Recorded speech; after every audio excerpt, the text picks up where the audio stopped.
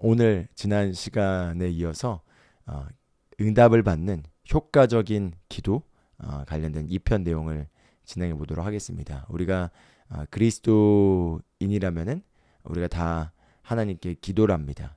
그리고 기독교뿐만 아니라 어느 기타 다른 종교도 다 그 종교의 예배의 대상이 되는 절대자에게 기도를 합니다. 그래서 기도를 통해서 삶에서 어떤 응답을 받고 싶어 하죠. 그래서 우리도 기도를 하는데 그렇다면 우리가 기도를 하는 것에 있어서 이 기도를 효과적으로 하는지 점검해 볼 필요가 있습니다. 내가 하는 이 기도가 성경의 입각에서 하나님의 말씀에 입각해서 제대로 하고 있는 것인가? 아니면은 그냥 여타 다른 종교에서 하는 기도와 동일한 기도를 그냥 막연하게 하고 있는가? 이거를 확인해 봐야 될 필요가 있고요. 그리고 우리가 이 기도를 하는 것이 결국은 응답을 가져와야지 그게 효과적인 기도라고 할 수가 있겠죠. 우리가 기도를 하더라도 응답 될 수 없는 잘못된 방식으로 또는 효과적이지 못한 방식으로 우리가 만약에 기도를 하고 있다면은 우리의 기도의 노력을 하나님이 보시고 지성이면 감천이다 라고 하는 그런 막연한 개념을 가지고 있어서는 안 되겠습니다. 지성이만 감추는 것이 아니라 우리의 마음의 어떤 절실함은 기도에 적용돼야 되긴 하지만 그러나 분명하게 성경은 특정한 방식으로 어떠한 방식으로 기도할 때 우리의 기도가 효과적이고 응답받는지를 보여주고 있습니다. 그렇기 때문에 우리가 말씀을 따라서 기도를 하는 것이 중요하고 그와 관련해서 몇 가지 사항들을 같이 오늘 좀 보면서 같이 함께 말씀을 봐보도록 하겠습니다. 그래서 먼저 첫 번째로 제가 나누길 원하는 건 기도할 때 고려해야 될 몇 가지 요소들이 있습니다. 그래서 기도할 때 고려해야 될 몇 가지 요소들을 먼저 확인을 해보면 좋겠는데요. 첫 번째는 우리가 기도를 할 때 항상 믿음으로 기도를 해야 합니다. 믿음으로 하나님께 나와야 한다는 거죠. 우리가 결국은 기도가 믿음을 효과적이게 하는 것이 아니라 믿음이 우리의 기도를 효과적이게 합니다. 그래서 기도가 믿음을 효과적이게 하는 것이 아니라 믿음이 기도를 효과적이게 하고 응답을 받게 합니다. 그래서 야고보서 1장 6절에서 8절까지 내용을 지난 시간에도 봤는데 다시 한번 봐보도록 하겠습니다. 야고보서 1장 6절에서 8절을 한번 읽어보도록 하겠습니다. 이렇게 얘기합니다. 오직 믿음으로 구하고 조금도 의심하지 말라. 의심하는 자는 마치 바람에 밀려 요동하는 바다 물결 같으니 이런 사람은 무엇이든지 주께 얻기를 생각하지 말라.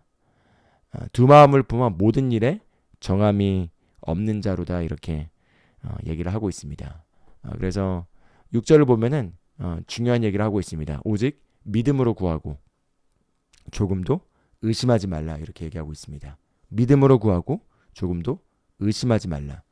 그렇기 때문에 우리가 기도에 있어서 첫 번째로 우리가 점검해야 될 요소는 내가 믿음으로 구하고 있는가?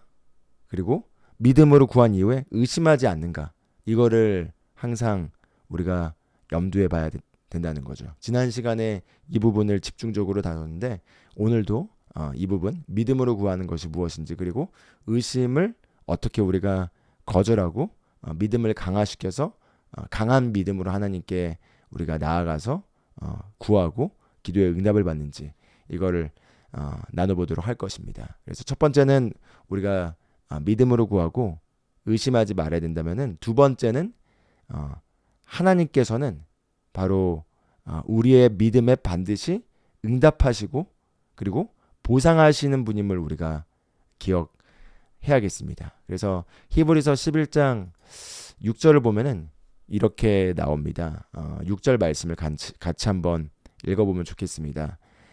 믿음이 없이는 하나님을 기쁘시게 하지 못하나니 하나님께 나아간 자는 반드시 그가 계신 것과 또한 그가 자기를 찾는 자들에게 상 주시는 이심을 믿어야 할지니라 이렇게 얘기하고 있습니다. 다시 한번 읽어보겠습니다. 믿음이 없이는 하나님을 기쁘시게 하지 못하나니 하나님께 나아가는 자는 반드시 그가 계신 것과 또한 그가 자기를 찾는 자들에게 상 주시는 이심을 믿어야 할지니라 이렇게 얘기하고 있습니다. 하나님께 우리가 믿음으로 나아가야 되고 믿음으로 나아가는 그 태도에 대해서 보여주고 있습니다.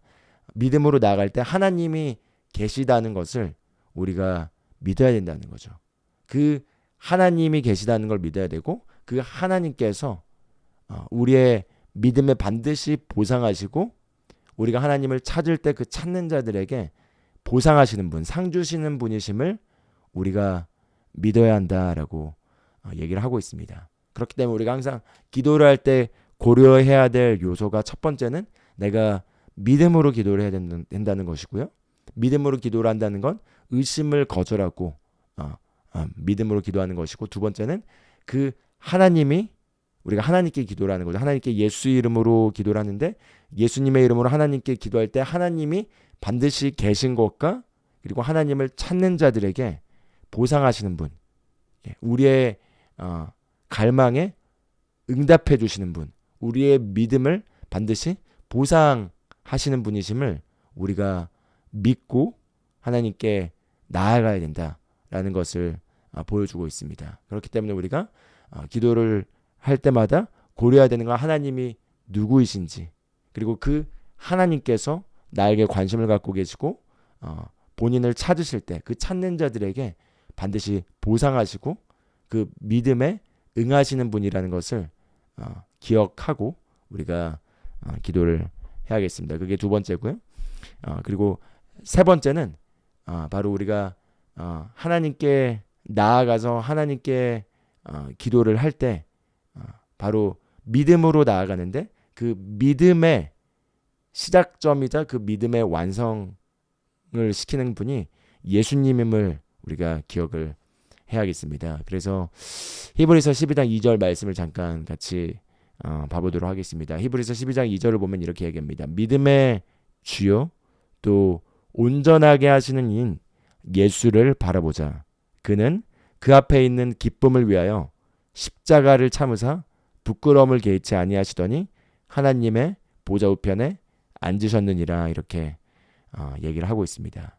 그래서 여기 12장 2절을 보면은 믿음의 주요 또 온전하게 하시는 이인 예수를 바라보자 이렇게 얘기하고 있는데, 여기 이 번역을 살펴보면은 믿음의 주요 또 온전하게 하신 이인 예수에 대해서 이렇게 얘기합니다. 믿음의 주라는 부분이 믿음을 시작하게 하시고 그리고 그 믿음을 완성시키시는 예수님을 바라보자 이렇게 얘기를 하고 있습니다. 그래서 이걸 한번 확대 번역 버전으로 좀 보길 원하는데, 확대 번역에는 이렇게 얘기합니다. 우리 믿음의 지도자이자 즉 믿음의 첫 번째 동기를 부여하는 원천이시고 그리고 믿음의 성숙과 완전에 이르게 하는 마무리자이신 예수님께 주의를 분산시키는 모든 것에서 시선을 돌리십시오 이렇게 얘기하고 있습니다. 그래서 그분은 그 앞에 놓인 상을 얻는 기쁨을 위해 십자가를 참으시고 부끄러움을 개의치 않으셨으며 지금은 하나님의 보좌 우편에 앉으셨습니다 이렇게 얘기를 하고 있습니다. 그래서 우리가 지금 기도에 있어서 효과적으로 우리가 응답받는 기도의 핵심은 믿음임을 우리가 확인할 수 있습니다. 기도 자체가 무언가를 하는 것이 아니라 믿음의 기도가 결과를 만들어낸다는 거죠. 믿음의 기도가 우리의 기도 생활을 효과적이게 한다는 거죠. 그래서 그 믿음을 나누고 있는데 그 믿음은 바로 우리가 예수님을 바라볼 때 그 믿음이 시작되고 그 믿음이 완성된다 이렇게 얘기를 하고 있습니다. 그래서 예수님을 바라볼 때 여기 보면은 믿음의 첫 번째 동기를 부여하는 원천이시다 이렇게 얘기를 하고 있습니다. 그래서 예수님을 바라본다는 건 결국 예수님이 누구이신지 그리고 예수님이 왜 오셨는지 그리고 예수님께서 오셔서 하신 일이 무엇인지 그리고 예수님께서 그 하신 일로 말미암아 지금 우리에게 제공해 주신 것이 무엇인지 바로 그리스도의 복음을 우리가 생각하는 거죠. 예수님을 바라본다는 건 예수 그리스도께서 왜 오셨고 오셔서 어떤 일을 하셨고 그리고 그 일들의 성취로 말미암아 우리에게 무엇이 가능케 되었는지를 묵상하는 것입니다. 그것을 바라보는 것입니다. 그걸 바라볼 때 믿음이 예수님을 통해서 우리 안에 생성되게 되고 그 믿음이 성숙하게 되고 그 믿음이 완성되게 돼서 결국은 완전에 이르게 하는 것이 바로 우리가 예수님을 바라볼 때 주의를 분산시키는 다른 것들에서부터 우리가 시선을 돌려서 예수님을 바라볼 때 일어난다고 얘기를 하고 있습니다. 그래서 우리가 항상 기도할 때마다 기억해야 되는 건 우리가 어떤 근거가 없이 그냥 무작정 하나님께 무언가를 구하는 것이 아니죠. 여타 다른 종교들은 그냥 본인들이 그 종교에서 믿고 있는 절대자, 진정한 하나님이 아니죠. 그러나 그들이 믿고 있는 어떤 절대자에게 그들이 막연하게 그냥 기도를 합니다. 그리고 그들이 기도하는 많은 그 베이스는 자신들의 선행이나 자신들의 열심에 기반해서 신께 기도를 해서 무언가를 받으려고 합니다.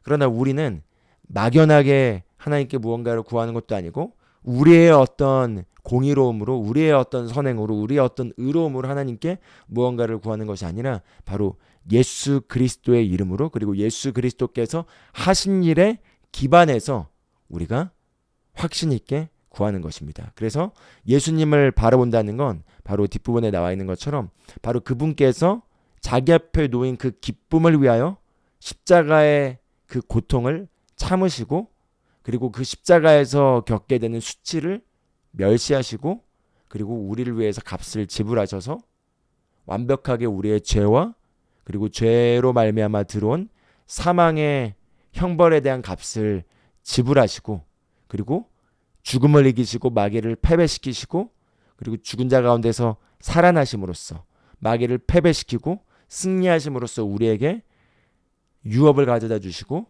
부활하시고 승천하셔서 지금 하나님의 보좌 우편에 앉아 계십니다. 그래서 우리에게 유업을 제공해 주신 거죠. 그래서 우리는 바로 예수님을 바라보고 예수님이 하신 일에 기반해서 우리가 하나님께 구합니다. 그래서 우리의 믿음이 바로 예수님을 통해서 오게 돼 있다는 거죠. 예수님께서 도둑이 오는 것은 도둑질하고 죽이고 멸망시키려고 왔지만 그러나 내가 온 것은 너희에게 생명을 얻게 하고 그리고 더 풍성히 얻게 하기 위해서 왔다 이렇게 얘기하십니다. 그래서 이 예수님이 하신 말씀에 기반해서 우리가 하나님의 뜻을 정확하게 알 수가 있습니다. 우리가 하나님의 뜻이 분명하게 밝혀져 있지 않다면은 우리의 기도는 막연할 것이고 믿음은 굳건하지 않을 것입니다. 믿음이라는 것은 하나님이 원하시는 것이 무엇인지를 우리가 정확하게 알 때, 하나님의 뜻이 무엇인지 우리에게 계시될 때 그것이 우리 안에 믿음으로 자리 잡게 됩니다. 그래서 예수님을 바라보게 되면은 믿음이 생성되게 된다는 거죠. 왜냐하면 예수님은 하나님의 완벽한 형상이시고 하나님이 육신이 되어 우리 가운데 나타나셔서 하나님의 뜻이 무엇인지 각 상황마다 그 상황에 대한 하나님의 마음, 하나님의 갈망, 하나님의 뜻이 무엇인지를 보여주러 오셨기 때문에 우리가 예수님을 볼 때 하나님의 뜻을 볼 수 있고 그 하나님의 뜻이 우리 안에 분명하게 계시될 때 믿음이 생성되고 그 믿음이 성숙하게 되고 믿음이 완전하게 되는 것입니다. 그래서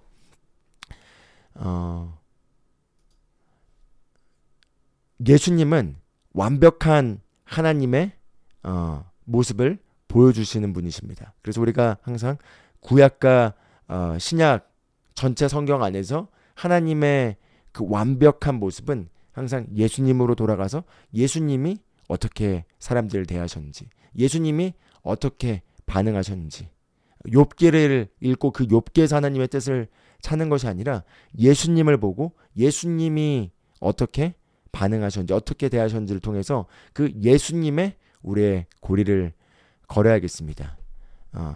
나병 환자가 예수님께 나와서 예수님, 당신이 원하시면은 나를 깨끗하게 하실 수 있나이다라고 했을 때 예수님께서는 내가 원하노니 깨끗함을 받으라 라고 말씀하셨습니다. 여기에서 우리가 알 수 있는 것 예수님의 갈망, 예수님의 뜻, 그 질병에 대한 하나님의 마음이 무엇인지를 예수님을 통해 우리가 정확하게 읽을 수 있다는 거죠.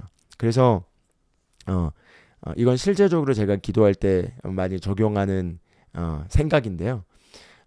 내가 어떤 거를 원하고 갈망하는 것보다 하나님께서 그것을 나에게 주기를 더 원하신다는 것을, 하나님께서 그것을 나에게 제공하기를 더 원하신다는 걸 알게 될 때 믿음이 강화됩니다. 예, 그래서 마치 하나님의 포지션으로 들어가서 하나님의 마음속 심정이 어떠한지를 알게 될 때, 하나님의 마음속 갈망이 무엇인지를 알게 될 때 그것에 대한 믿음이 생성된다는 거죠. 그리고 그 하나님의 마음속 갈망은 바로 십자가에서 죽으신 예수 그리스도를 묵상함으로써 하나님의 마음이 어떻게 예수님을 죽게 하심으로써 표현되어서 우리를 향해 얼마나 좋은 것들을 주길 원하시는지를 우리가 알 수 있습니다.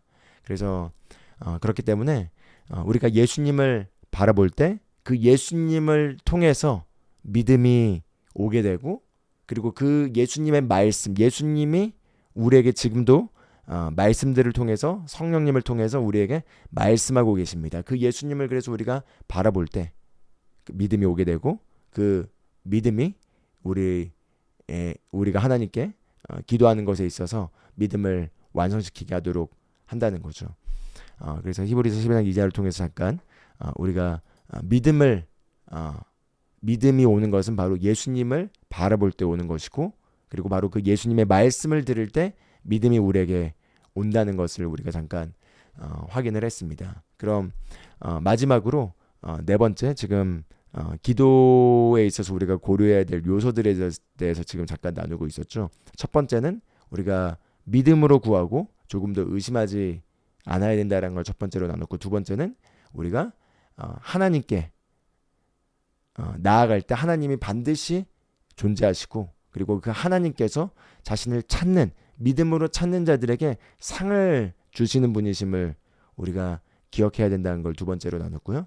세 번째는 바로 그 믿음은 우리가 예수님을 바라볼 때 그 예수님이 누구이신지, 예수님이 왜 오셨는지, 그리고 예수님께서 오셔서 십자가에서 죽으심으로써 그리고 부활하심으로써 우리에게 이루신 일이 무엇인지, 우리에게 이제 제공해 주신 그 유업이 무엇인지를 우리가 생각하면서 예수님을 바라볼 때 믿음이 오고, 그 믿음이 온전케 된다는 걸 우리가 세 번째로 나눴고요.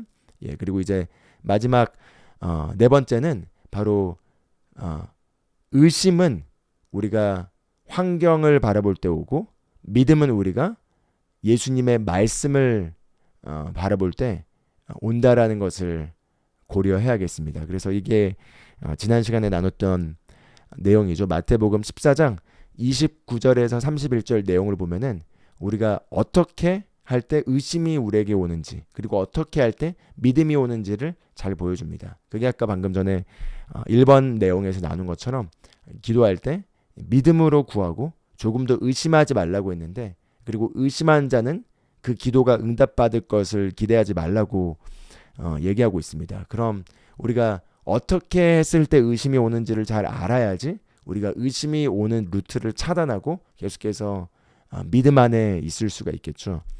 그래서 마태복음 14장 29절부터 31절 내용을 잠깐 봐보도록 하겠습니다. 여기 내용을 보면은 예수님께서 무리를 걷고 계셨습니다. 그래서 무리를 걷고 계셨는데 베드로가 예수님을 보고 주님이시면은 저보고 오라고 하십시오라고 하자 예수님께서 오라라는 말씀을 주십니다. 그래서 베드로가 지금 그 순간 환경을 바라본 것이 아니라, 문제를 바라본 것이 아니라 예수님을 바라봤었죠. 그래서 예수님을 바라보고 예수님이면 저에게 오라고 하십시오라고 하자 예수님께서 오라라는 그 순간 베드로에게 레마의 말씀을 주십니다. 그래서 그 레마의 말씀을 받고 베드로가 과감하게 믿음으로 물 위로 발을 떼고 걷게 됩니다. 그래서 베드로가 배에서 내려서 물 위로 걸어서 예수께로 가되라는 이 놀랍고 초자연적인 상황이 일어났습니다. 여기서 베드로가 물 위를 걸을 수 있었던 비결은 무엇이죠? 베드로가 금식을 많이 했기 때문에 물 위를 걸을 수 있는 것도 아니었습니다. 베드로가 기도를 많이 했기 때문에 물 위를 걸을 수 있었던 것이 아니었습니다. 베드로가 거룩했기 때문에 무리를 걸을 수 있었던 게 아니었습니다. 베드로가 선행을 많이 했기 때문에 무리를 걸을 수 있었던 것이 아니었습니다. 베드로가 예수님을 바라보고 그 예수님에게서 오는 말씀을 들었기 때문에 그 말씀을 따라서 그 말씀만 고려하고 무리를 걸었을 때 초자연적인 일이 그 베드로의 믿음에 기반해서 일어나서 무리를 걸을 수가 있었습니다. 그런데 그 다음 30절을 보면 이렇게 이야기합니다.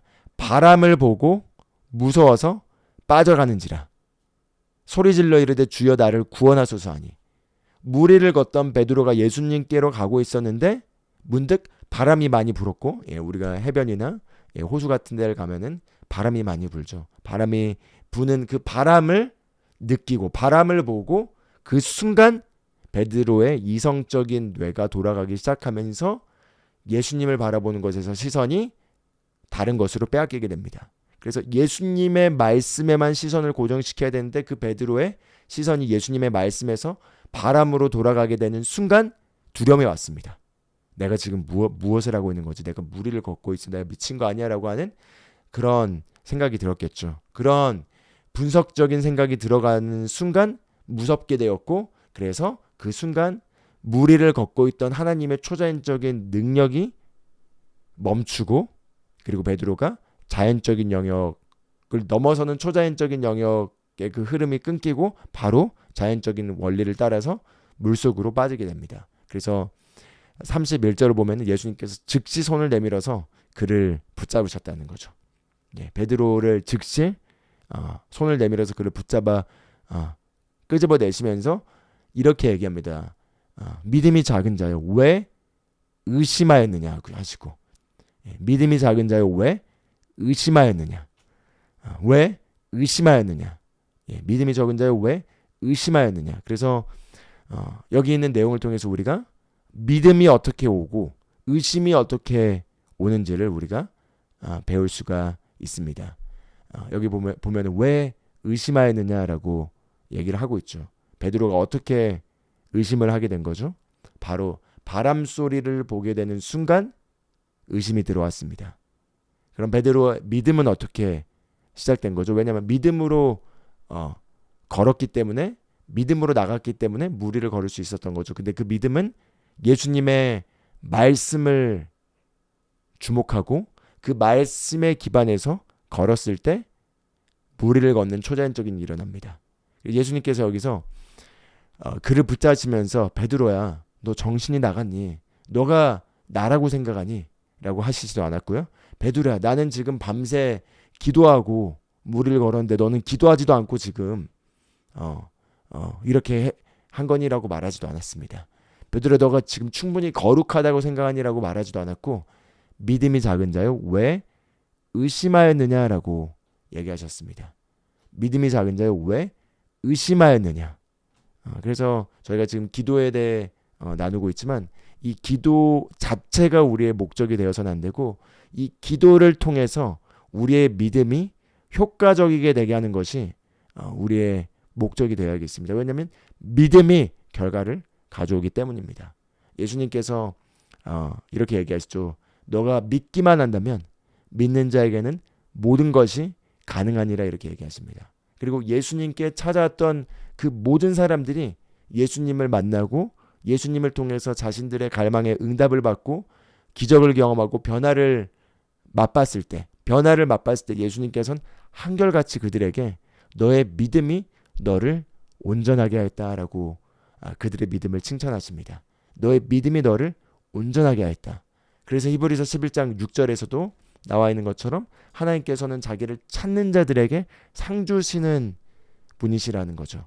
하나님은 우리가 하나님을 믿기를 원하십니다. 어떻게 믿기를 원하시냐면 우리의 상황이 아무리 어렵고 힘들어 보이고 불가능해 보여도 하나님이 개입하셔서 역사하시면은 불가능한 것이 없습니다. 그런 불가능이 없으시는 그 하나님께서 우리 삶에 실제적으로 역사해서 우리의 상황 가운데서 응답을 가져오시고 변화를 가져오실 것을 우리가 확실하게 믿고 그리고 그런 믿음으로 하나님께 나와왔을 때 하나님께서 그것을 반드시 응답해 주시기를 원하시고 보상하기를 원하시는 분이시라는 거죠. 그래서 예수님께서 항상 너의 믿음이 너를 온전하게 하였다라고 말하고 있고, 여기에서도 마찬가지로 베드로의 선행을 얘기하는 것이 아니라, 베드로의 어떤 다른 것을 얘기하는 것이 아니라, 너의 믿음이 작은 자여 왜 의심하였느냐라고 얘기를 하셨습니다. 왜 의심하였느냐?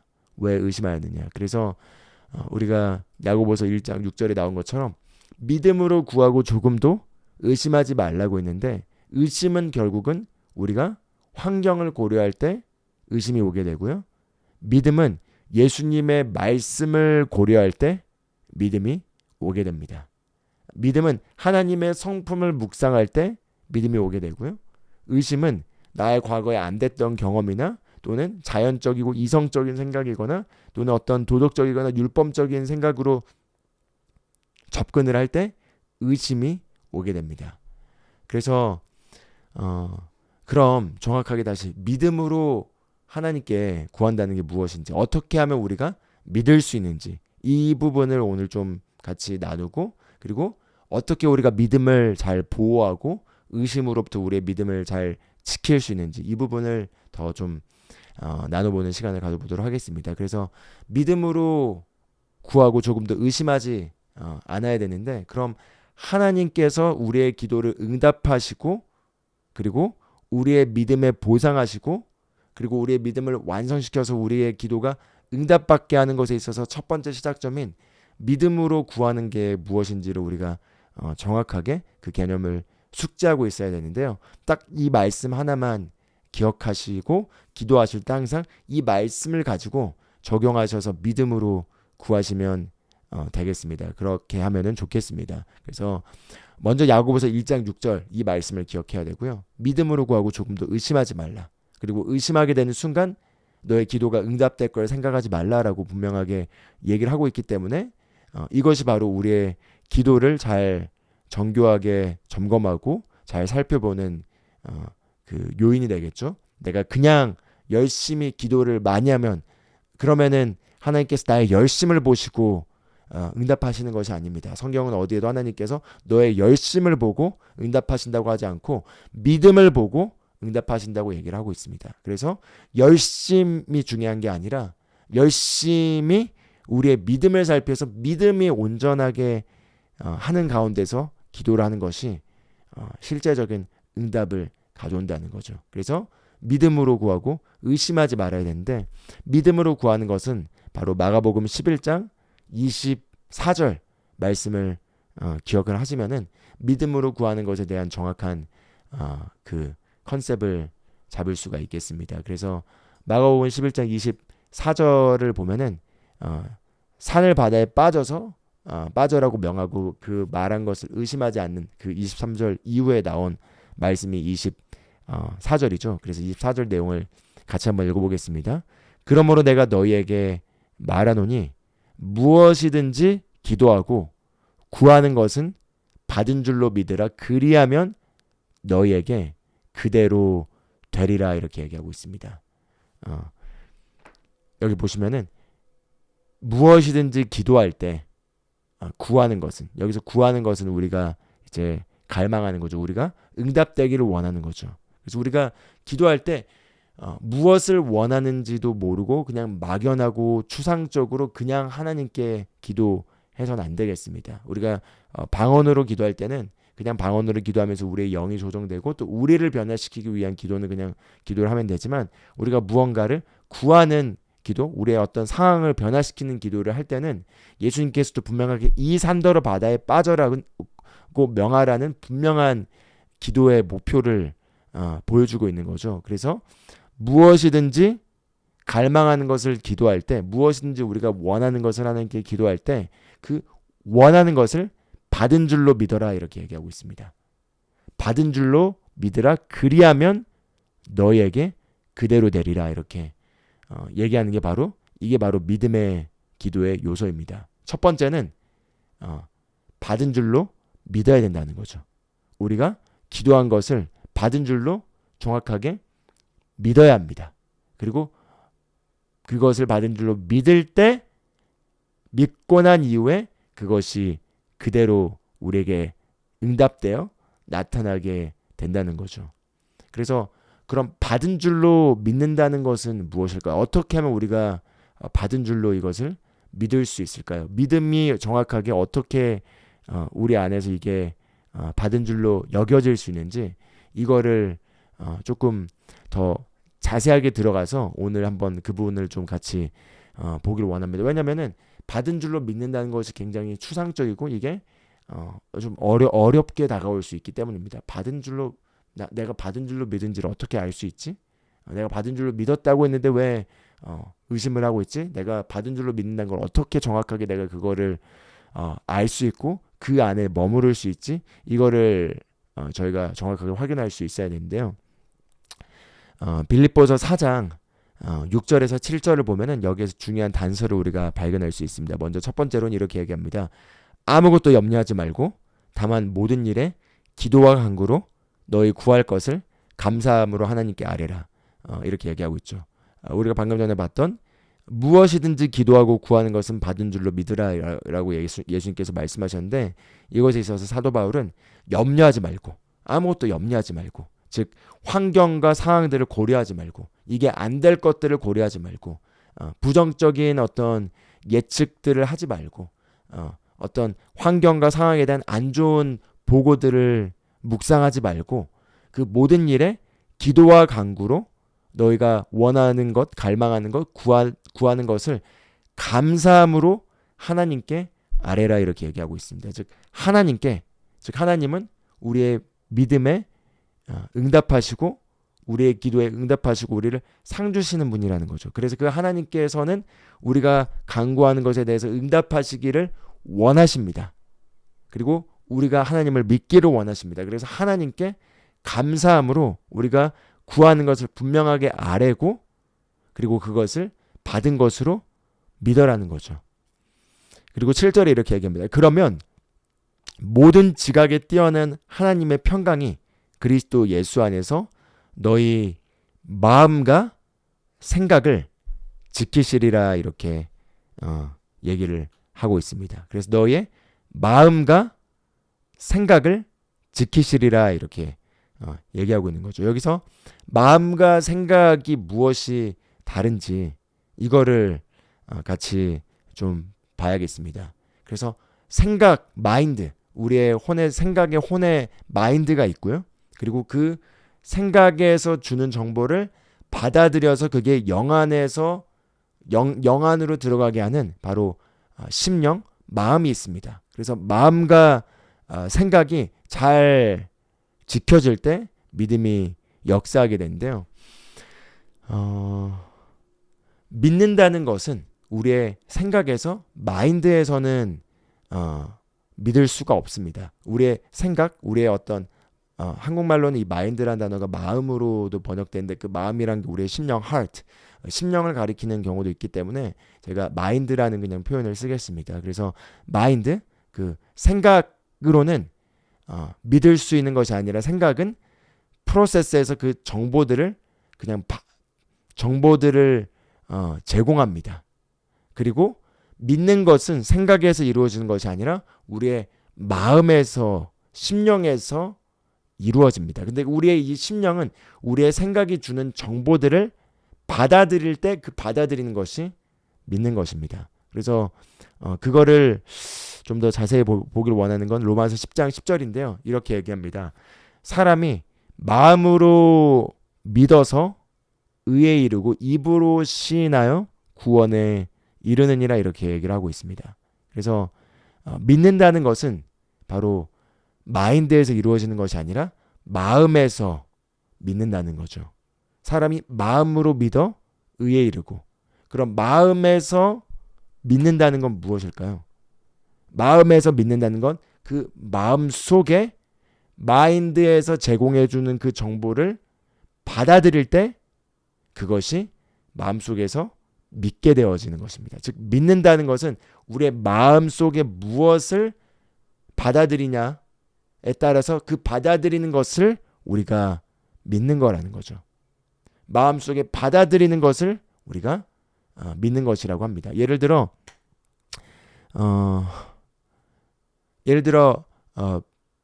비유를 들자면은 여러분이 만약에 이제 내일 주일 예배 여러분이 섬기고 있는 교회 가셨는데 교회에서 사회자가 공지를 하는 겁니다. 오늘은 예배가 시간이 끝나고 여러분을 위해서 이렇게 준비한 선물이 있습니다. 그 선물이 예배당 뒤편에 있기 때문에 끝날 때 그 선물을 다 꼭 가져가시길 바랍니다라고 그 사회자가 정보를 줬습니다.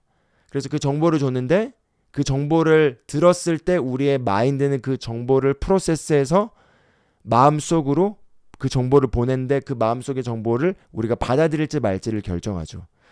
그 사회자가 하는 말이 신뢰할 만하고 믿을만 하면은 우리가 그 정보를 받아들입니다. 그래서 그 받아들여서 그 정보를 받아들이게 되면 이제 믿게 되는 거죠. 그럼 믿게 되면은 그 믿음의 행동으로 나와서 예배 시간이 끝났을 때 뒤에 있는 그 선물을 담대하게 가져갑니다. 그렇겠죠? 근데 즉 여기서 지금 믿음이라는 게 어떻게 형성되는지를 지금 잠깐 제가 그 보여드리길 원하는 건데요. 정보가 왔습니다. 사회자가 얘기를 했습니다. 이걸 끝나고 가져가시도록 우리가 오늘 선물을 제공했습니다. 가져가십시오라는 정보가 들어왔고 그 정보를 여과 없이 받아들이게 되면 믿게 됩니다. 그럼 믿게 되면은 반드시 믿었기 때문에 그런 행동이 나오는 거죠. 행동이 무엇이죠? 끝났을 때 꼭 그걸 가져갑니다. 그런데 한번 바꿔서 얘기해 보겠습니다. 항상 거짓말을 많이 하고 장난을 많이 치는 친구가 있는데 그 장난을 많이 치고 거짓말을 하는 친구가 야 저기 오늘 뒤에 저거 있는데 저거 너가 가져가도 된대 라고 얘기를 해봤다고 합시다.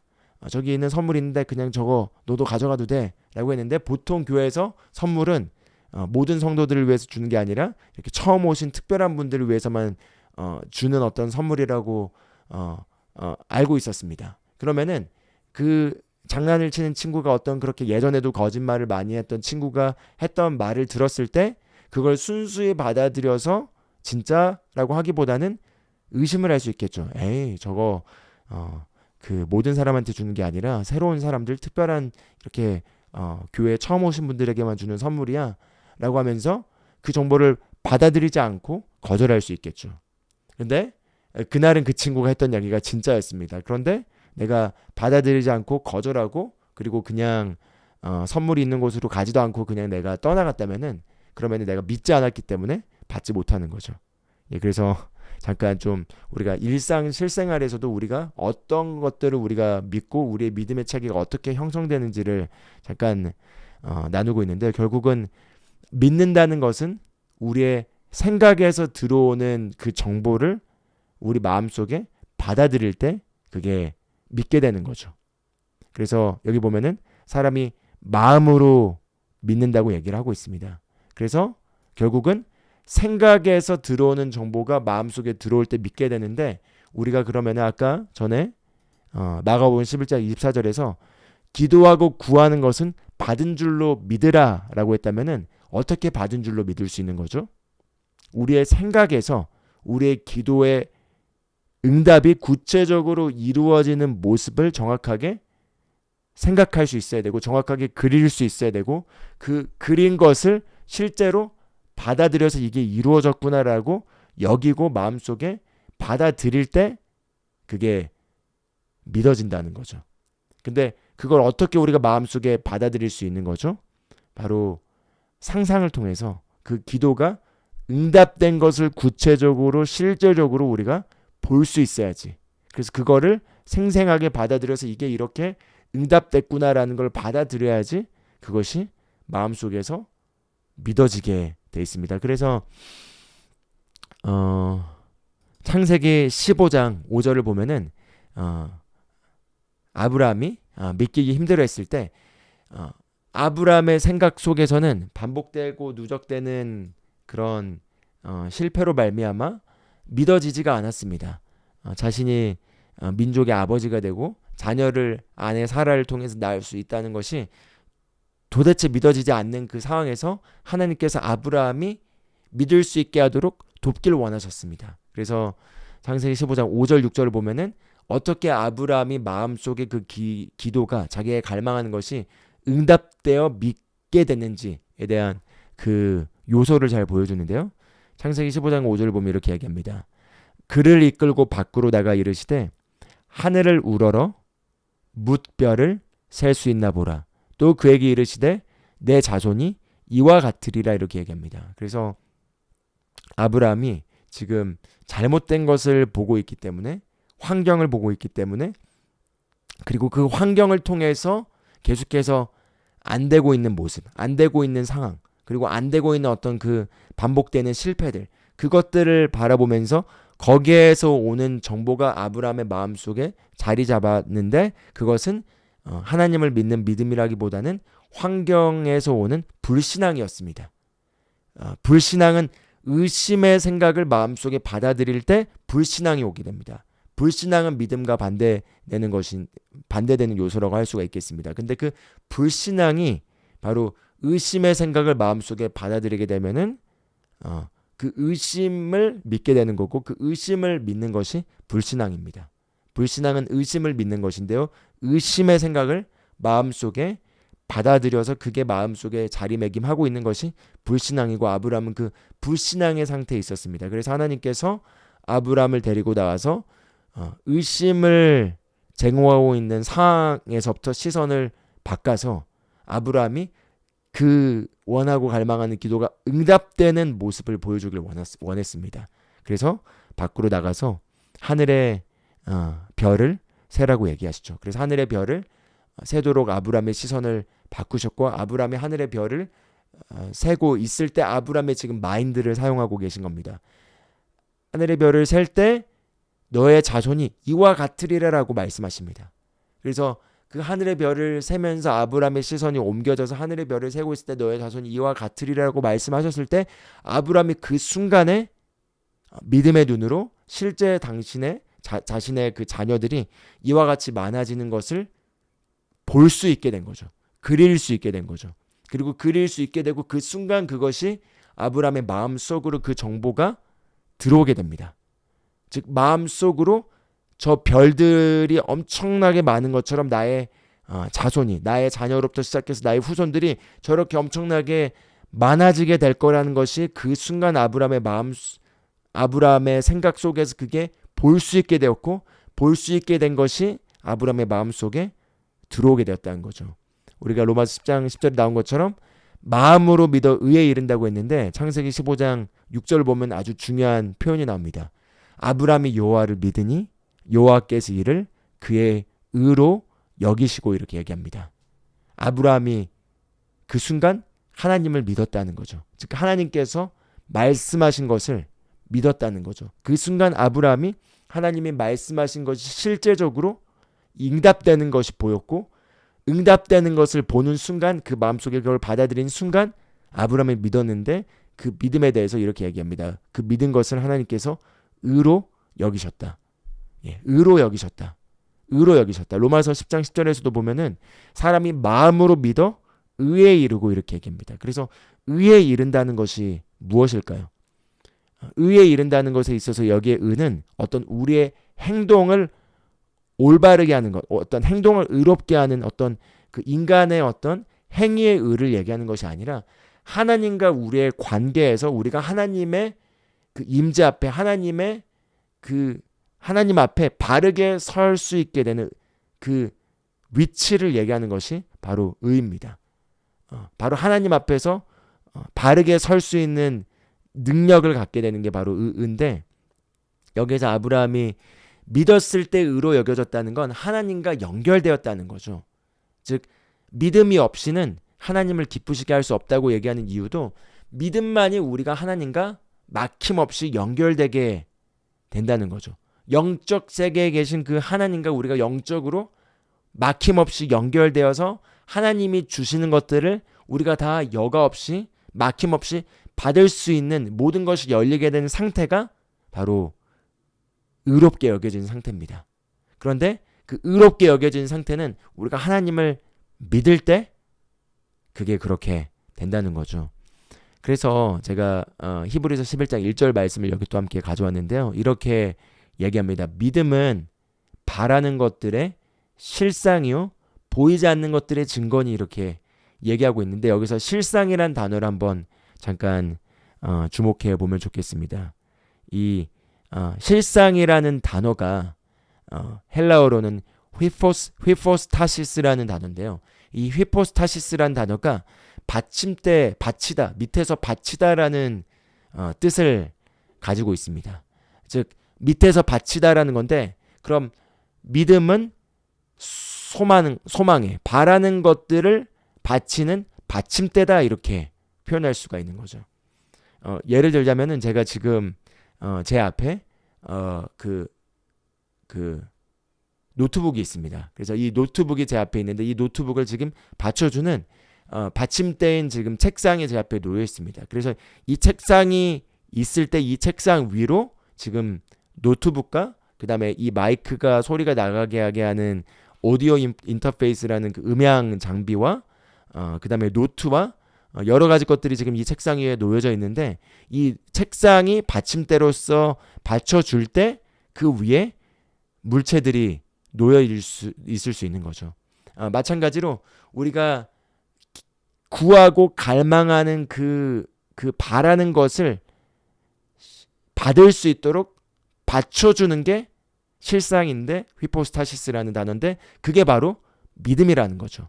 즉 실상이라는 건 우리가 하나님으로부터 무언가를 받을 수 있도록 받침대 역할을 해준다는 것입니다. 그래서 그게 바로 어찌 보면은 하나님 앞에서 믿었을 때 의로 여겨진다는 것은 하나님이 이제 주시고자 하는 것을 우리가 받을 수 있는 그 실체, 받침대가 생기게 된다는 겁니다. 그래서 그렇게 한번 이걸 이해해 보시면은 좋을 것 같습니다. 그래서 이제 다시 이걸 적용해 본다면은, 우리가 믿음으로 구한다는 건 첫 번째 먼저 우리의 시선을 우리의 환경에서부터 예수님을 주목하겠습니다. 하나님을 바라봐야겠습니다. 믿음에 보상하시고 응답하시는 하나님을 바라보고 예수님께서 하신 일을 우리가 바라봐야겠습니다. 그리고 그 예수님의 하신 일에 기반해서, 그리고 예수님이 하신 말씀에 기반해서 우리가 구하는 것들이 응답되는 모습을 실제적으로 바라봐야겠습니다. 그래서 실제로 응답되는 것을 볼 수 있어야 된다는 거죠. 구하는 것은 받은 줄로 믿으라라는 대목에서 받은 줄로 믿는다는 것은 육안의 눈으로 그게 응답되는 것을 보기 전에 믿음의 눈으로 응답되는 것을 먼저 보는 것입니다. 그래서 여기에서 우리가 잘 이 부분을 체크하지 않으면은 많은 경우 기도한 다음에 그 기도가 응답됐는지를 자꾸 바깥의 환경에서 증거를 찾으려고 합니다. 기도가 응답되었는지를 환경에서 그 증거를 찾으려고 한다는 거죠. 예를 들어 치유를 위해 기도한다면은 치유를 위해 기도하고 난 이후에 즉시 내 증상이 나아졌는지를 확인하고 거기에서 증상이 조금 나아졌으면은 그때 그 증거를 기반으로 확신을 가지려고 한다는 거죠. 이 자연적인 생각은, 내추럴한 자연적인 마인드는 확신을 바깥에 있는 증거에서 가지려고 한다는 거죠. 마치 도마가 그 증거, 자신의 믿음의 증거를 외부의 환경에서 찾으려고 했습니다. 내가 예수님의 몸에 손을 넣어서 만져보기 전까지는 믿지 않을 거야. 즉 감각적인 믿음은 외부의 환경에서, 도마의 믿음은 외부의 환경에서 확실한 증거를 볼 때, 육안의 눈으로 봤을 때 보고 난 다음에 믿으려고 한다는 거죠. 그러나 하나님을 믿는 믿음은 보기 전에 믿음으로 증거를 찾고, 그리고 그 증거 안에서 확신을 하는 것입니다. 그래서 프로세스가 이렇게 되는 거죠. 예를 들어 우리가 자연적으로 믿어지는 과정은 어떤 정보를 들었을 때 그 정보와 일치하는 증거가 바깥에 육안의 눈으로 보이게 되면은 그 보이게 되는 걸 보고 거기에서 안심하고 확신을 갖고 받아들입니다. 그게 자연적으로 믿는 거죠. 그런데 하나님을 믿는, 하나님과 같은 종류의 믿음은 자연적인 환경에서 어떤 변화가 있다라는 증거를 보고 거기에서 확신을 갖는 것이 아니라, 바로 우리의 증거는 하나님의 말씀입니다. 우리의 증거는 바로 예수 그리스도께서 하신 일입니다. 그리고 우리의 증거는 바로 예수님이 하신 말씀입니다. 그래서 그 예수님이 하신 말씀에 기반해서, 말씀에 이렇게 나와 있기 때문에 그 말씀이 우리에게 증거로서 왔기 때문에 기도한 것이 응답되는 것을 믿음으로 보는 것입니다. 그래서 믿음으로 봐서 그게 실제로 이루어진 것을 보고 그것이 우리의 증거가 된다는 거죠. 그게 우리의 증거가 된다는 거죠. 그래서 외부에서 증거를 찾는 것이 아니라 이미 내면에서 우리가 그걸 생생하게 바라보고 마치 아브라함이 하늘의 별을 세고 그것을 보게 된 순간 그것이 아브라함에게 증거로 와서 믿게 된 것처럼 우리가 믿음의 눈으로 기도가 응답되는 거, 예를 들어 자녀가 변화되는 것, 또는 어떤 재정의 상황이 응답되어 달라지는 것, 또는 육체의 어떤 질병의 치유가 응답되는 것, 어떤 상황의 변화가 이루어지는 것을 확실하게 믿음의 눈으로 보고 그것이 생생하게 그려졌을 때 그것이 바로 우리의 실상이라는 거죠. 왜냐하면 믿음은 보이지 않는 것의 증거라고 했기 때문에 보이지 않을 때 믿음 자체가 우리에게 증거가 된다는 거죠. 그래서 이 부분을 우리가 잘 점검하면은 우리가 더 이상 의심을 거절하고 잘 바르게 믿을 수가 있습니다. 그래서 한 가지 이걸 잘 보여주는 사례를 보고 그리고 오늘 말씀을 마무리하길 원합니다. 바로 로마서 4장 17절에서 22절은 이 아브라함이 믿는 창세기 15장 5절부터 우리가 6절까지 봤던 사건에 대해서 더 자세하게 풀어서 보여주고 있습니다. 그래서 로마서 4장 17절부터 22절까지 내용을 한번 좀 같이 봐보도록 하겠습니다. 17절 보면은 이렇게 이제 바울이 아브라함의 믿음에 대해서 이렇게 얘기합니다. 기록된 바 내가 너를 많은 민족의 조상으로 세웠다 하심과 같이 우리가 아까 창세기 15장 5절에서 하늘의 별을 보라 너의 자손이 이와 같이 많을 것이라 라고 하나님께서 말씀하셨죠.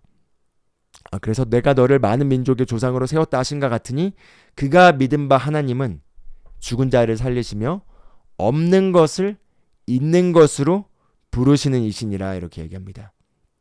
그가 믿은 하나님은 죽은 자를 살리시고 없는 것을 있는 것으로 부르시는 그 하나님을 믿었다는 거죠. 그래서 아까 제가 기도의 요소를 나눌 때 두 번째로 우리가 기도할 때 기억해야 되는 건 우리가 믿음으로 하나님께 기도하는 것이고 그 하나님께서는 우리가 믿음으로 나왔을 때 반드시 그 믿음에 응답하시는 보상하시는 분이심을 우리가 기억해야 된다고 얘기했습니다. 여기서도 아브라함이 하나님을 믿었는데 그 어떤 하나님을 믿었냐?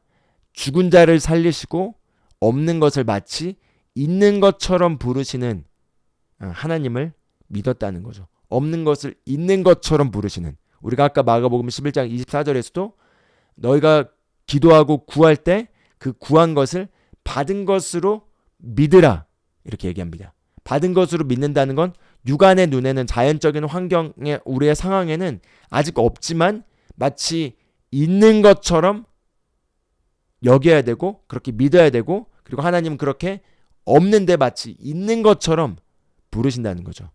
왜냐하면 물리적인 영역에는 없어도 영적인 영역에서 존재하면은 그 영적인 영역에 존재하는 것을 그렇게 여기고 부르실 때 물리적인 영역은 반드시 나중에 따라와서 그것을 받쳐주기 때문입니다. 그래서 그렇게 17절에 얘기하고 있고요. 그 다음에 18절 가보겠습니다. 18절에 이렇게 얘기합니다. 아브라함이 바랄 수 없는 중에 바라고 믿었으니 즉 아브라함의 상황은 시간이 지날수록 아브라함은 사실 이 시간 싸움에서는 시간이 지날수록 점점 자연적인 환경에서는 소망이 사라지는 거죠. 그래서 바랄 수 없는 중에 나이가 점점 들었기 때문에 바랄 수 없는 중에 바라고 믿었으니 이렇게 얘기합니다.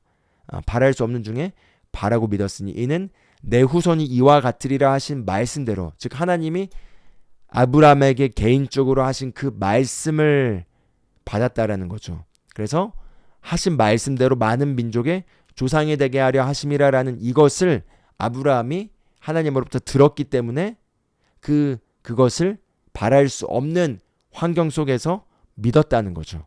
그래서 어떻게 믿었는지를 19절에 보여줍니다. 그가 100세나 되어 자기 몸이 죽은 것 같고 사라의 태가 죽은 것 같음을 알고도 믿음이 약하여지지 아니하고 그리고 20절에 믿음이 없어 하나님의 약속을 의심하지 않고 믿음으로 견고해져서 하나님께 영광을 돌리며 이렇게 얘기합니다. 여기에서 중요한 대목이 나옵니다. 19절을 보면은 자기 몸이 100세가 되어서 죽은 것 같고 사라의 태가 죽은 것 같음을 알고도 그것들을 고려하지 않았다고 얘기합니다. 여기서 알고도라는 단어가 그것을 고려하지 않았다는 거죠. 자기의 몸이 100세가 되었고 그래서 자기의 몸도 죽은 것 같고 아내 사라의 태도 죽은 것 같음을 알았음에도 그것을 고려하지 않고 하나님의 약속을 하나님의 말씀을 고려했다는 거죠. 그래서 여기 보면 알고도 믿음이 약하여지지 아니하였다 해서 개역 개정에는 좀 이렇게 단순하게 나와 있지만 킹제임스 버전을 보면은 아브라함이 자기 몸이 죽은 것 같고 사라의 태가 죽은 것 같음을 알고도 그것을 고려하지 않고 하나님의 약속에 있어서 믿음이 흔들리지 않았다라고 얘기합니다.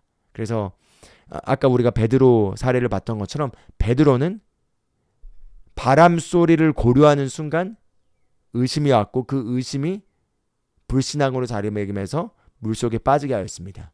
마찬가지로 아브라함이 자기 몸이 죽은 것 같고 사라의 태가 죽은 것 같음을 알고도 그것을 고려하지 않았는데 만약에 그것을 고려했다면은 그것을 고려하고 있었다면은 의심이 와서 하나님의 능력이 역사하는 걸 경험하지 못했을 것입니다. 그런데 그것을 고려하지 않았기 때문에 여기 19절을 보면 믿음이 약하여지지 아니하였다고 얘기하고요. 그리고 나서 20절에 이렇게 얘기합니다. 믿음이 없어서 하나님의 약속을 의심하지 않고, 즉 의심은 환경을 고려할 때 오게 된다는 것입니다.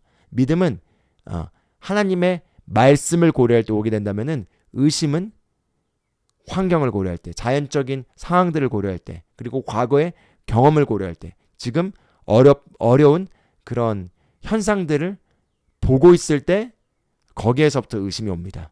그러나 그것들을 고려하지 않고 하나님이 하신 말씀과 하나님의 성품과 하나님의 능력과 하나님의 신실함과 그 예수 그리스도를 우리가 고려할 때 믿음이 오게 됩니다. 그래서 20절에 믿음이 없어 하나님의 약속을 의심하지 않고 오히려 믿음으로 견고해져서 하나님께 영광을 돌리고 약속하신 그것을 또한 능히 이루실 줄을 확신하였으니 이렇게 얘기합니다. 약속하신 그것을 또한 능히 이루실 줄을 확신하였으니.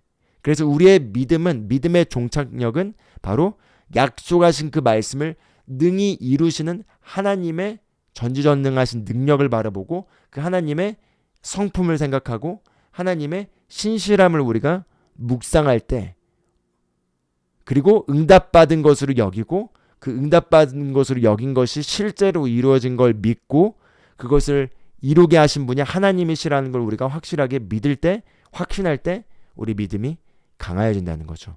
그래서 22절에 이렇게 얘기합니다. 그러므로 그것이 그에게 의로 여겨졌느니라. 아까 우리가 창세기 15장 6절에서 봤었죠.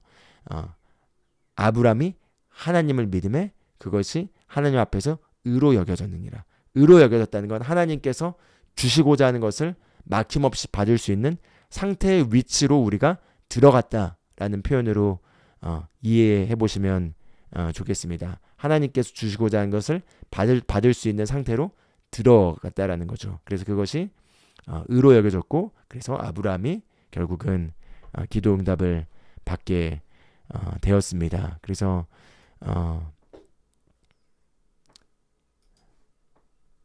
그래서 그렇기 때문에 여기 있는 이 내용을 통해서 우리가 확인할 수 있는 건요, 우리의 믿음은 강해질 수도 있고 약해질 수도 있습니다. 여기 로마서 4장 20절을 보면은 이 19절에 이렇게 나오죠.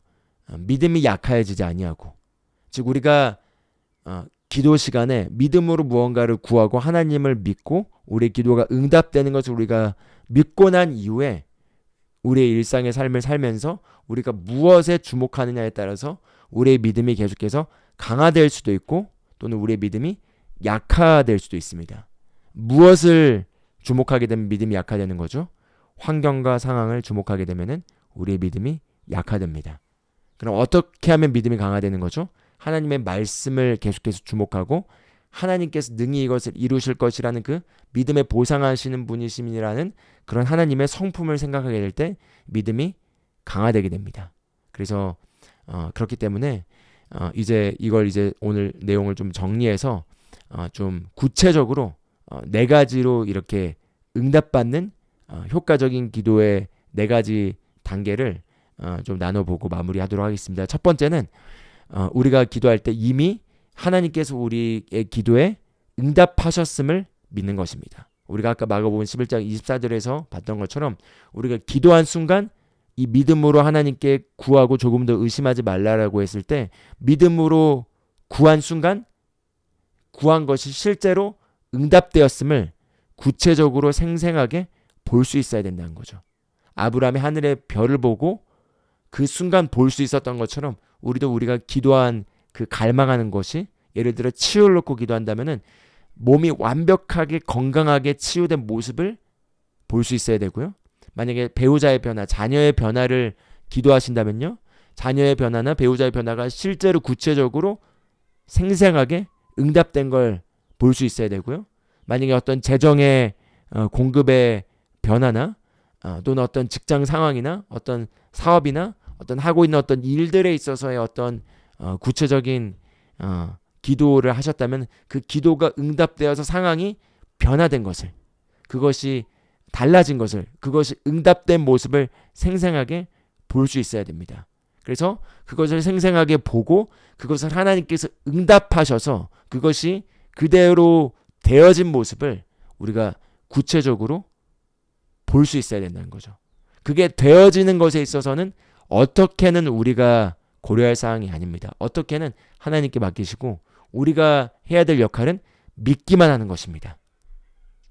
우리가 해야 될 것은 이걸 어떻게 되어지게 할 것인가를 고려하는 것이 아니라 믿기만 하면 되는 것입니다. 그래서 우리의 역할은 믿는 것이라는 거죠. 근데 믿는다는 것은 마음속으로 그것이 이루어진 것을 실제하는 것으로 여기고 받아들이는 것입니다. 그래서 여러분의 기도가 응답되는 것을 생생하게 상상해서 그것이 생생하게 상상돼서 그것이 느껴질 만큼 보이게 돼서 그것이 마음속에 들어왔을 때 그게 첫 번째 단계로서 우리가 믿음으로 구한 것을 받은 것으로 여기는 것이 그 스텝이 지금 된 것입니다. 첫 번째로. 그러면은 반드시 그 기도가 응답되게 돼 있다고 나와 있는 거죠. 그럼 첫 번째로 그렇게 받은 것으로 여겼다면 두 번째는 바로 그렇게 받은 것으로 여겼다면 이제 받은 것처럼 행동을 해야 합니다. 받은 것처럼 행동을 해야 된다는 거죠. 받은 것처럼 행동을 한다는 건 더 이상 외부의 증거가 나타나서 이게 됐나 안 됐나를 확인하는 것이 아니라 이미 마치 된 것처럼 그렇게 생각하고 그렇게 말하고 그렇게 그러한 자로 행동을 해야 된다는 거죠. 그래서 받은 것처럼 이제 여기고 행동하는 것에 있어서 가장 첫 번째로 우리가 할 수 있는 게 우리의 언어를 바꾸는 것입니다. 그래서 하나님께서 아브라함에서 아브라함으로 사라에서 사라로 이름을 바꿔주시면서 그들의 언어를 바꾼 것처럼 우리가 그 분야에 있어서 이미 응답된 언어를 사용하는 것이 이미 받은 것처럼 여기는 거겠죠. 그래서 그렇게 우리가 두 번째로 우리의 언어를 바꾸고 우리의 행동을 바꿀 수가 있겠습니다. 그리고 여기에서 중요한 것은 외적인 증거를 기다려서는 안 된다는 것입니다. 외적인 증거를 찾으려고 하는 순간 우리가 다시 확신을 바깥에 있는 보이는 증거에서 찾으려고 하면서 불신앙으로 들어가는 것입니다. 왜냐하면 기도했을 때 이미 응답받은 것으로 여긴 순간 우리는 증거를 갖게 된 것입니다. 믿음 자체가 증거라는 거죠. 보이지 않는 증거라는 거죠. 그리고 그 증거를 우리가 가졌기 때문에 확신이 있게 되는 것입니다. 우리가 확신은 증거에서 오는데 그 외적인 증거를 보고 정말 이게 되었구나라고 외적인 증거를 봤을 때 마음속에 받아들인 거와 똑같은 메커니즘이 육안의 눈으로 보고 거기에서 증거를 찾는 것이 아니라 믿음의 눈으로 보고 그 믿음의 눈에서 이게 이루어졌구나라는 증거를 갖게 돼서 받아들였을 때 그 믿음이 증거가 된다는 거죠. 그래서 외적인 증거를 찾지 않고 믿음 자체가 증거가 되어서 이미 받은 것으로 여기고 받은 것처럼 생각하고 말하고 행동하는 것이 두 번째 단계입니다. 그래서 여기에서 절대 외적인 증거를 밖에서 찾으려고 하지 말고 그것을 어떻게 되어지게 할지에 대해서 어떻게를 생각하지 마십시오. 그냥 믿고 그리고 그 실제 안에 사십시오. 왜냐면 외적인 증거를 찾으려고 하는 순간 외적인 증거를 찾지 못하고 오히려 더 안 되는 증거들을 보게 될 것입니다. 그럼 그 안 되는 증거들을 보게 된 순간 그걸 보면 의심이 들어오게 되고 의심이 들어온 순간 우리의 기도가 효과가 없어지게 되고 그리고 아무것도 받지 못하게 됩니다. 그래서 의심이 들어오는 루트를 차단하기 위해서 우리가 확실하게 해야 되는 것이 믿음 자체가 증거이기 때문에 외적인 사인을 찾지 말라라는 거죠. 자녀들이 변화되는지 뭔가 달라지고 있는지 어떤 뭐가 재정의 상황이 달라지고 있는지 어떤 몸의 증상이 나아지고 있는지에 대한 어떤 외부의 증거를 찾으려고 하는 것이 아니라 믿음의 눈으로 영적 세계에서 이미 그게 되어진 것을 확실하게 여기고 그 안에 계속 머물러서 그것을 증거로 갖는 것입니다. 믿음을 증거로 갖는 것입니다. 믿음을 증거로 갖는 것입니다. 그리고 믿음을 증거로 가짐으로써 오는 확신 안에 거하는 것입니다. 그리고 그렇게 언어를 바꿔서 믿음의 언어를 사용하는 것입니다. 그게 두 번째입니다. 첫 번째는 믿음으로 하나님께로부터 응답이 온 것을 확실하게 보고 그렇게 여기는 것이라면 두 번째는 이미 받은 것처럼 말하고 생각하고 행동하는 것이고요. 세 번째는 그러면 이제 받은 것처럼 여길 뿐만 아니라 그 다음에 이제 어떻게 해야 될까요? 이미 믿음으로 구했기 때문에 또 구할 필요가 없습니다. 이제 그 구한 것에 있어서는 이제 하나님께 감사하면서 계속해서 영광을 돌리는 것입니다. 아까 아브라함이 여기 나온 것처럼 하나님의 약속을 의심하지 않고 오히려 믿음에 견고해져서 믿음에 강하여져서 하나님께 영광을 돌렸다고 얘기하고 있죠. 그래서 우리도 이미 보고 난 이후에 믿게 되는 것이 아니라 보기 전에 우리가 믿고 응답받은 것으로 여기기 때문에 하나님께 응답해 주신 하나님께 감사를 드리면서 하나님께 감사드리고 하나님께 영광 돌리고 하나님께 찬양 드리는 걸 이제 하는 거죠.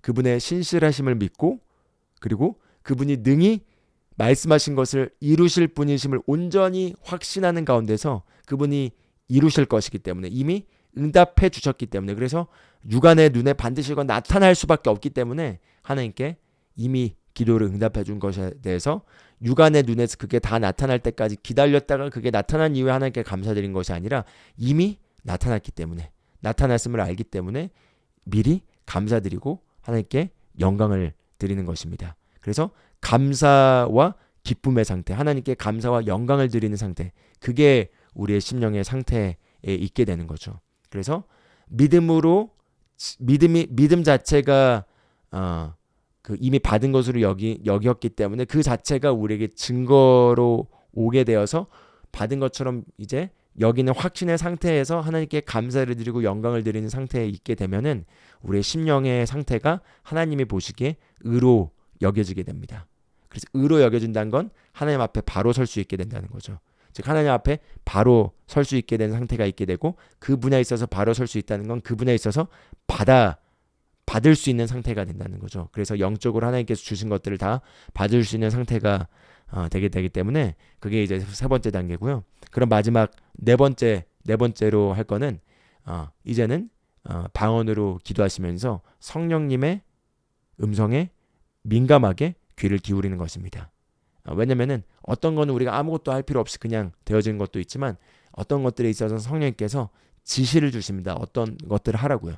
어떤 걸 하라고 분명하게 지시를 줍니다. 마치 여리고 성 같은 경우도 하나님께서 여호수아에게 이미 여리고 성을 주었다고 말씀하셨는데 그 이후에 지시를 주시죠. 아주 특정한 지시를 주신 것처럼 하나님께서 이거 어떤 거 하라는 어떤 지시를 주실 것이고 우리가 지금 1번에서 3번까지의 그 상태가 돼 있게 된다면은 그럼 성령님으로부터 초자연적인 그 믿음이 결실을 만들어내게 하는 어떤 초자연적인 전략의 지시를 잘 들을 수 있는 심령의 상태가 되게 됩니다. 우리가 의심과 불신앙에 있는 상태에선 하나님께로부터 성령님으로부터의 그 음성을 듣기 힘듭니다. 그러나 우리가 믿음의 상태에 있게 되면은 성령님으로부터 음성을 듣기 쉽습니다. 그래서 성령님의 인도에 우리가 민감하게 반응할 수 있고 들을 수 있게 되고 그래서 그 성령님의 지시하는 것을 듣고 우리가 그대로 그것을 행하게 되면은 그러면은 반드시 기도가 응답되는 것, 그것이 밖으로 나타나는 것을 보게 될 걸 믿습니다. 할렐루야. 그래서 그렇게 이 기도 원리들을 적용하신다면은 그게 어떤 불가능해 보이는 상황이라 하더라도 그것들이 응답되는 믿기만 한다면은 모든 것이 가능하다라는 그 예수님이 하신 말씀이 정말 실제가 되어서 경험되어지는 것을 저와 여러분이 누리게 될 줄 믿습니다. 할렐루야. 네.